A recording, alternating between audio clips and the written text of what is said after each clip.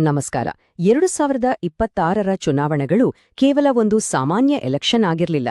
ಇದು ಭಾರತೀಯ ರಾಜಕೀಯ ಇತಿಹಾಸದಲ್ಲೇ ಹಿಂದೆಂದೂ ಕಾಣದಂತಹ ಅತಿದೊಡ್ಡ ಭೂಕಂಪನದಂತಹ ಬದಲಾವಣೆಗಳನ್ನ ತಂದಿದೆ ಅಂತಾನೆ ಹೇಳಬಹುದು.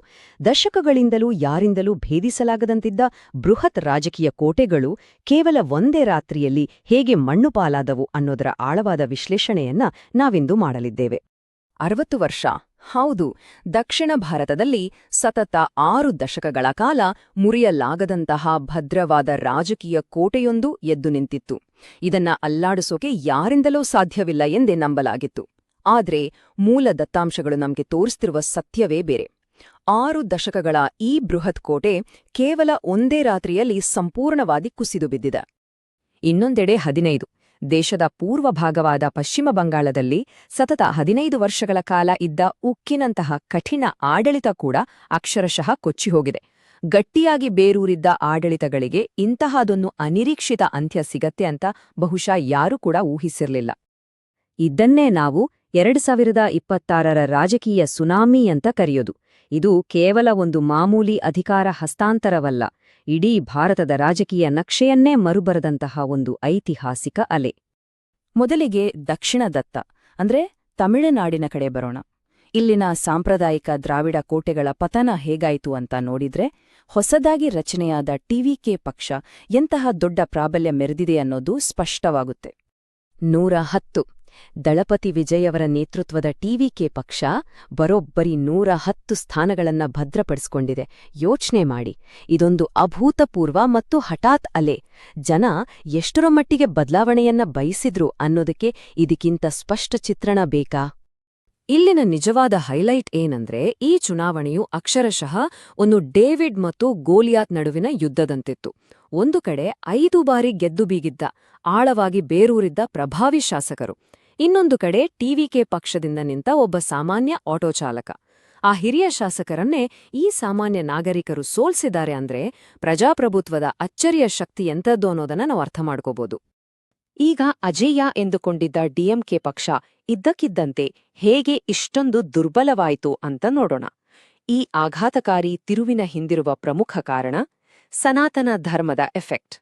ಮೂಲ ವರದಿಗಳ ಪ್ರಕಾರ ಸನಾತನ ಧರ್ಮದ ಕುರಿತು ಹಿಂದೆ ನೀಡಲಾದ ಕೆಲವು ವಿವಾದಾತ್ಮಕ ಹೇಳಿಕೆಗಳು ಚುನಾವಣೆಯಲ್ಲಿ ಡಿಎಂಕೆಗೆ ದೊಡ್ಡ ಮಟ್ಟದ ಬ್ಯಾಕ್ಫೈರ್ ಆಗಿವೆ. ಸ್ಟಾಲಿನ್ ಮತ್ತು ಅವರ ಪಕ್ಷಕ್ಕೆ ಇದು ಎಂತಹ ಭಾರೀ ಹೊಡೆತ ಕೊಟ್ಟಿದೆ ಅನ್ನೋದನ್ನ ವರದಿಗಳು ಸ್ಪಷ್ಟವಾಗಿ ಉಲ್ಲೇಖಿಸುತ್ತವೆ. ಇದು ಮತದಾರರ ಮೇಲೆ ಎಷ್ಟೊಂದು ಪ್ರಭಾವ ಬೀರಿದೆ ಅನ್ನೋದು ಖಂಡಿತ ಗಮನಿಸಬೇಕಾದ ವಿಚಾರ. ಇದರ ಇಂಪ್ಯಾಕ್ಟ್ ಎಷ್ಟಿತ್ತು ಅಂದ್ರೆ ಕೇವಲ 7,000. ಹೌದು, ಚೇಪಾ ಕ್ಷೇತ್ರದಲ್ಲಿ ಖುದ್ದು ಉದಯನಿಧಿ ಸ್ಟಾಲಿನ್ ಅವರು ಕೇವಲ 7,000 ಮತಗಳ ಅಲ್ಪ ಅಂತರದಿಂದ ಸೋಲಿನಿಂದ ಬಚಾವಾಗಿದ್ದಾರೆ. ಒಂದು ಬೃಹತ್ ಪಕ್ಷದ ಪ್ರಮುಖ ನಾಯಕ ಇಷ್ಟೊಂದು ಕಿರಿದಾದ ಅಂತರಕ್ಕೆ ಕುಸಿತಾರೆ ಅಂದ್ರ ಆ ಹೇಳಿಕೆಗಳ ತೀವ್ರತೆ ಎಷ್ಟಿತ್ತು ಅಂತ ನೀವೇ ಯೋಚಿಸಿ. ಸರಿ, ಈಗ ನೇರವಾಗಿ ಪಶ್ಚಿಮ ಬಂಗಾಳದ ಕಡೆ ಹೋಗೋಣ. ಅಲ್ಲಿನ 15 ವರ್ಷಗಳ ಮಮತಾ ಬ್ಯಾನರ್ಜಿ ಅವರ ಸುದೀರ್ಘ ಆಡಳಿತ ಹೇಗೆ ದಿಢೀರ್ ಮತ್ತು ನಾಟಕೀಯ ಅಂತ್ಯ ಕಂಡಿದೆ ಅಂತ ನೋಡೋಣ. ಭವಾನಿಪುರದ ರಿಸಲ್ಟ್ ನೋಡಿ ಎಲ್ಲರೂ ಅಕ್ಷರಶಃ ದಂಗಾಗಿದ್ದಾರೆ. ಸುವೇಂದು ಅಧಿಕಾರಿಯವರು ಖುದ್ದು ಮಮತಾ ಬ್ಯಾನರ್ಜಿಯವರನ್ನೇ ಮಣಿಸಿದ್ದಾರೆ. ಹಾಲಿ ಮುಖ್ಯಮಂತ್ರಿಯೊಬ್ಬರ ಸೋಲಿಗೆ ಕಾರಣವಾದ ಈ ತಳಮಟ್ಟದ ಮಾಸ್ಟರ್ ಸ್ಟ್ರೋಕ್ ತಂತ್ರ ಈ ಚುನಾವಣೆಯ ಅತ್ಯಂತ ದೊಡ್ಡ ಹಾಗೂ ರೋಚಕ ಬೆಳವಣಿಗೆಗಳಲ್ಲಿ ಒಂದಾಗಿದೆ. ಆದರೆ ಈ ಎಲ್ಲದರ ಮಧ್ಯೆ ಈ ಒಂದು ಬೃಹತ್ ಸಂಖ್ಯೆಯನ್ನೊಮ್ಮೆ ನೋಡಿ, 91 ಲಕ್ಷ.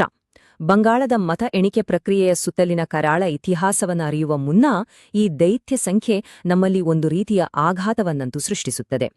ಬರೋಬ್ಬರಿ 91 ಲಕ್ಷ ಮತದಾರರನ್ನ ವೋಟರ್ ಲಿಸ್ಟ್ನಿಂದಲೇ ಡಿಲೀಟ್ ಮಾಡಲಾಗಿದೆ ಅಂತ ವರದಿಗಳಿವೆ. ಊಹಿಸ್ಕೊಳ್ಳಿ, ಇದು ಎಂಥ ದೊಡ್ಡ ಪ್ರಮಾಣದ ಆರೋಪ ಅಲ್ವಾ? ಈ ಚುನಾವಣೆಯ ಸುತ್ತ ಇರುವ ವಿವಾದಗಳ ಪ್ರಮಾಣ ಎಷ್ಟೊಂದು ಅಗಾಧವಾಗಿದೆ ಅನ್ನೋದನ್ನ ಕೇವಲ ಈ ಒಂದು ದತ್ತಾಂಶವೇ ಎತ್ತಿ ತೋರಿಸ್ತಾ ಇದೆ. ಇದರ ಜೊತೆಗೆ ಇವಿಎಂಗಳು ಮತ್ತು ಎಣಿಕೆ ಪ್ರಕ್ರಿಯೆ ಬಗ್ಗೆ ಇಂಡಿಯಾ ಮೈತ್ರಿಕೂಟದ ಪ್ರಮುಖರಾದ ಮಮತಾ ಬ್ಯಾನರ್ಜಿ ಮತ್ತು ರಾಹುಲ್ ಗಾಂಧಿ ಅವರಿಂದ ತೀವ್ರತರವಾದ ಆರೋಪಗಳು ಕೇಳಿಬಂದಿವೆ.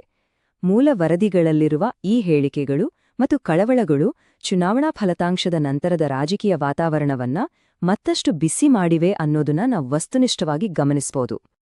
ಈಗ ತಮಿಳುನಾಡು ಮತ್ತು ಪಶ್ಚಿಮ ಬಂಗಾಳದಲ್ಲಿ ಆಗಿರುವ ಈ ಬೃಹತ್ ಬದಲಾವಣೆಗಳು ರಾಷ್ಟ್ರೀಯ ಅಧಿಕಾರದ ಸಮೀಕರಣದ ಮೇಲೆ ಎಂತಹ ಪ್ರಭಾವ ಬೀರುತ್ತಿವೆ ಅಂತ ಅರ್ಥ ಮಾಡಿಕೊಳ್ಳೋಣ. ಇಲ್ಲಿನ ಮ್ಯಾಜಿಕ್ ನಂಬರ್ 21. ಅಮಿತ್ ಶಾ ಅವರ ಕಾರ್ಯತಂತ್ರಗಳಿಂದಾಗಿ ಈಗ ಎನ್ಡಿಎ ತನ್ನ ಹೆಜ್ಜೆಗುರುತನ್ನ ಭಾರತದಾದ್ಯಂತ ಬರೋಬ್ಬರಿ 21 ರಾಜ್ಯಗಳಿಗೆ ವಿಸ್ತರಿಸಿದೆ. ಇದೊಂದು ರಾಷ್ಟ್ರೀಯ ಮಟ್ಟದ ಬಹುಮುಖ್ಯವಾದ ಗೇಮ್ ಚೇಂಜರ್ ದತ್ತಾಂಶ. ಒಟ್ಟಾರೆಯಾಗಿ ಈ ಹೊಸ ನಕ್ಷೆಯನ್ನು ನೋಡಿದ್ರೆ ನಮಗೆ ಸ್ಪಷ್ಟವಾಗೋದಿಷ್ಟೇ. ಎನ್ಡಿಎ ಈಗ 21 ರಾಜ್ಯಗಳಲ್ಲಿದೆ. ಇಂಡಿಯಾ ಮೈತ್ರಿಕೂಟದ ಹೆಜ್ಜೆಗುರುತು ಕುಗ್ಗುತ್ತಿದೆ ಮತ್ತು ಅಜೇಯ ಅಂತ ಭಾವಿಸಲಾಗಿದ್ದ 60 ಹಾಗೂ 15 ವರ್ಷಗಳ ಹಳೆಯ ರಾಜಕೀಯ ಕೋಟೆಗಳು ಸಂಪೂರ್ಣವಾಗಿ ಉರುಳುಬಿದ್ದಿವೆ. ಹಳೆಯ ಪೀಳಿಗೆಯ ರಾಜಕಾರಣವೇ ಈಗ ಬುಡಮೇಲಾಗಿದೆ. ಕೊನೆಯದಾಗಿ ಒಂದು ಬಹುದೊಡ್ಡ ಪ್ರಶ್ನೆ ನಮ್ಮೆಲ್ಲರ ಮುಂದಿದೆ. ದಶಕಗಳ ಕಾಲದಿಂದ ಭದ್ರವಾಗಿದ್ದ ಈ 60 ವರ್ಷಗಳ ರಾಜಕೀಯ ಕೋಟೆಗಳು ಒಂದೇ ರಾತ್ರಿಯಲ್ಲಿ ಹೀಗೆ ಮಣ್ಣು ಪಾಲಾಗುತ್ತಿರುವಾಗ ಈ ಬೃಹತ್ ಮತ್ತು ಐತಿಹಾಸಿಕ ಬದಲಾವಣೆಯು ಭಾರತೀಯ ರಾಜಕೀಯದ ಭವಿಷ್ಯಕ್ಕೆ ಯಾವ ಅರ್ಥವನ್ನ ನೀಡುತ್ತದೆ? ಈ ಅಗಾಧವಾದ ಟ್ರೆಂಡ್ ನಮ್ಮನ್ನ ಮುಂದಿನ ದಿನಗಳಲ್ಲಿ ಎಲ್ಲಿಗೆ ಕರೆದೊಯ್ಯಲಿದೆ? ಈ ಬಗ್ಗೆ ನೀವೇ ಯೋಚಿಸಿ. ಮುಂದಿನ ವಿಶ್ಲೇಷಣೆಯಲ್ಲಿ ಮತ್ತೆ ಭೇಟಿಯಾಗೋಣ.